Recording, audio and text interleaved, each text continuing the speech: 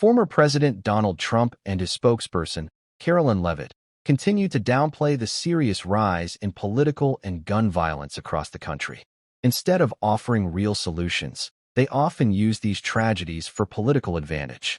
But that strategy collapsed today, when Carolyn Leavitt had a tense moment on Fox News after reports linked yesterday's gunmen to Trump's base of supporters. Once that connection became public, her reaction quickly turned defensive. In today's video, we'll break down exactly what happened.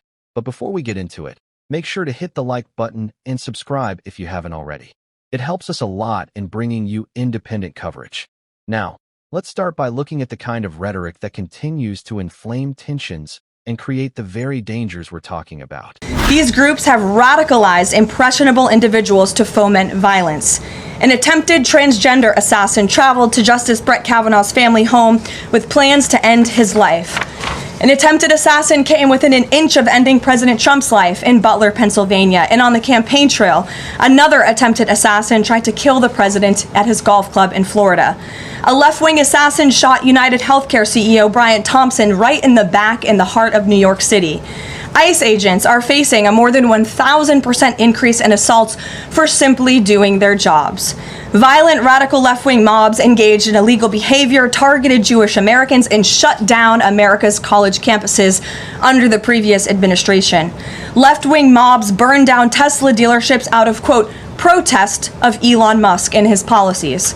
In May, a left-wing activist shouting "Free Palestine" murdered 2 innocent Israeli embassy staffers outside of the D.C. Jewish Museum here in Washington. These are just a few examples, prominent examples, of the growing left-wing political violence in our country.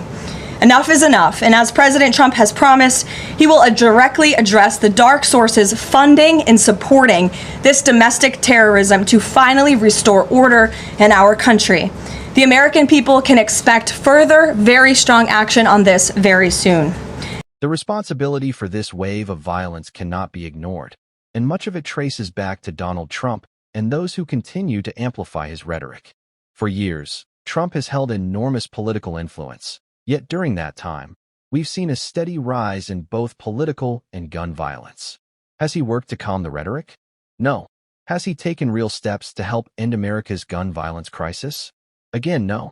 That's why it's important to be clear about where this problem comes from. If the roles were reversed and Joe Biden were in office, Republicans would not hesitate to place the blame on him. So let's stop pretending that soft language is going to solve this. The truth is the truth, and people deserve to hear it. Yesterday's tragic events made it clear that the attackers had direct ties to Trump's movement, and the reaction from Carolyn Leavitt that followed only underlined how serious this issue really is. Mormon church shooter had a Trump sign outside his house. The Mormon church shooter who killed at least 4 people in an attack on Sunday had a Trump sign outside his house and wore MAGA merch. Public records confirm that Thomas Jacob Sanford lived at the residence with the Trump sign, which was a 15-minute drive away from the church, where he opened fire on hundreds of the congregation, killing at least 4 and wounding 8 others. Authorities said Sanford rammed into the church's front door with his pickup truck before he started shooting and later set the building on fire. He was killed in a gunfight with 2 officers within 10 minutes. You see right here the assailant wearing a Trump shirt. You can also see the Trump sign above a stop sign at his house. But this was not the only gunman we saw yesterday. A Texas man was arrested for threatening to shoot up a pride parade as payback for Charlie Kirk. Payback for Charlie Kirk. This is exactly what Donald Trump has fueled with his rhetoric, calling people on the left thugs and animals, saying they need to be stopped. Instead of lowering tensions in this country, he raises them for his own gain, putting more people in danger without a second thought. What stood out to me yesterday was what we didn't see. Where were the tweets from Kash Patel? Where were the claims about bullet casings or instant narratives about ideology? Usually, J.D. Vance, Kash Patel, and Christine Oman rush to push that kind of framing when they can blame the left. But not this time.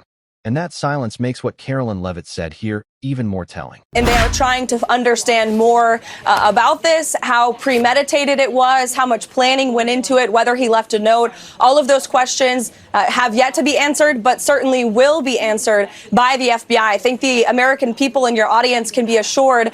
Look at the great work that the FBI did in light of, or in the hours and days following the assassination, on Charlie Kirk's life. That was a successful investigation, and that investigation continues, and that assassin was, of course, being held accountable in the court of law now.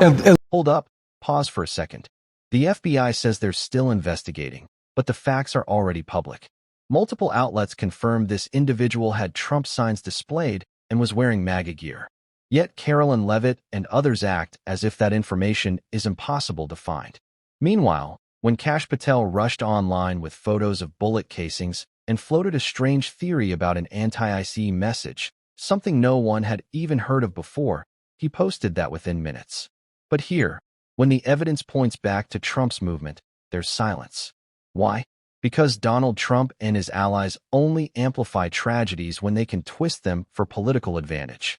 And let's be clear, there is no middle ground on this. On one side, we're asking for common-sense steps to reduce gun violence. On the other side, billionaires bankroll politicians who exploit every tragedy while refusing to act. Meeting in the middle just drags the conversation further into their playbook, and that's how progress keeps getting blocked. They're not working in good faith. They're not looking for solutions. They thrive on chaos because it benefits them politically, and it's exhausting to watch, especially when their actions make it clear they don't treat these tragedies with the seriousness they deserve. Now, just listen to this exchange between Jake Tapper and Mike Johnson yesterday. Just looking at the principle at stake here, if you can remove Comey and Trump out of the equation, as a constitutional attorney and the Speaker of the House of Representatives, do you believe it's acceptable for any president to publicly or privately instruct their attorney general to prosecute a political opponent and go as far as firing a U.S. attorney if they don't bring charges because they don't think the case is strong enough? I'm glad you brought up the principle. That is exactly what's at issue here. James Comey lied to Congress. Okay, he took an oath. He said things to Congress that were simply not true. It's called perjury.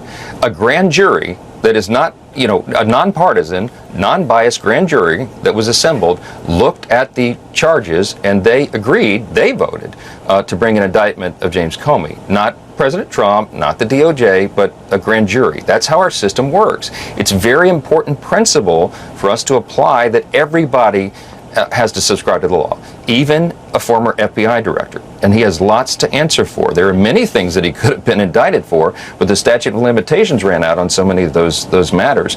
Not here. Perjury is important. You can't, especially if you're a high official, appointed or elected official, you cannot raise your hand, take an oath, and lie to Congress. And that's an important principle, Jake, for us to advance. I mean, I hear what you're saying, but you didn't answer the part about President Trump putting it all out there for everyone to see on Truth Social after pushing out the U.S. attorney, this conservative Eric Siebert. He wrote to Pam Bondi, the attorney general, nothing's being done about Comey, Schiff, and Letitia James, even though they're all, quote, guilty as hell. The president demanded justice must be served now. He mentioned Lindsay Halligan, who is now the acting U.S. attorney. And Bondi clearly got the message. She appointed Halligan U.S. attorney, despite the fact she has no prosecutorial experience. A few days later, Halligan indicted Comey. I mean, this looks like it was directed by the president. As you know, indictments are not convictions. Indictments have to do with a grand jury saying whether or not a case can be brought. It's not a finding of guilt. The defense isn't even allowed to present a case there. Don't you have any qualms about any president telling an attorney general, go after these three political opponents?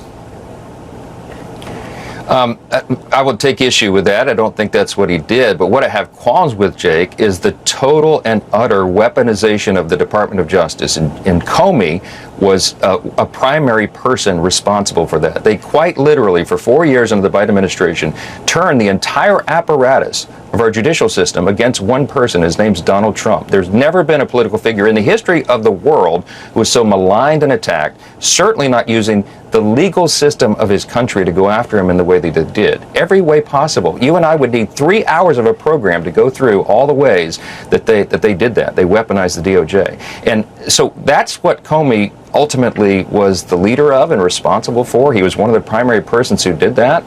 And I think if he lied to Congress about what he knew and when he knew it, then that is a matter that transcends politics. I think he has to be tried for that.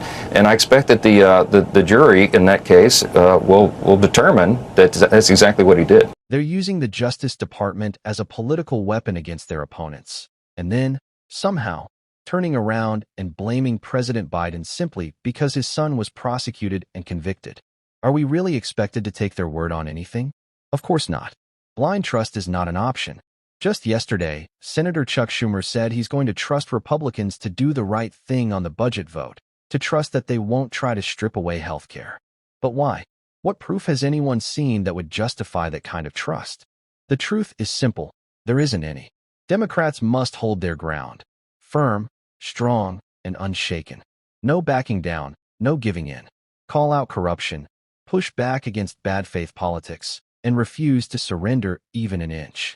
And that's exactly what we're going to keep doing right here on this show. If you want to support that work, hit subscribe, drop a like, and if you made it to the end, leave a blue heart in the comments.